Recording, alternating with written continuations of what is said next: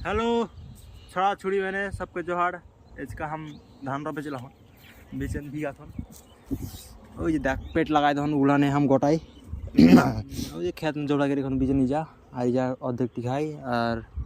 দাদা দেব বাধে যা আরও লাগি গোটাই বিচন বিক দিল হন তো ভিকে ঢং না খেয়ে তো ওই জন্য বিচন আরও বেশি সে লাগা দেয় কোনটা কোনটা কম দিয়ে দেন কোনটা বেশি দিয়ে দেন এই যে ই খেত আর নিচে खेत और जैसे ठीक थे मुईदा थे उजा से 100 गोटा खेत इसके गोटा रोप के शेष कर लगी और एक मन घर ने हाई और बाप लेके आई खाए जाए के 10टा दाने सबके रोप रोपी के शेष करके छुट्टी हमारे हेलो गाइस तो देखा पाया था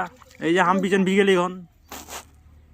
तो हम बीचन भीगा तो कैमरामैन के हमें ही कौन हमें कैमरामैन हमें बीचन भीगा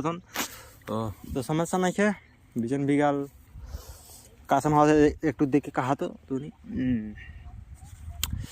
छड़ा मैंने कहे पार छुरी मैंने कहे नहीं पार भाई तो ये खेत मुई दल हो जाए निकर और इगला इगला छोटू छोटू खेत मुई दल हो जाए और ये शुद्ध बारह खेटा है तो जाली वाली मुई दे दुई के बिचन तिचन भीग भूग के हानो 2-3 पाहिम रोप के से पर का कराई ना घर भीग जाए ना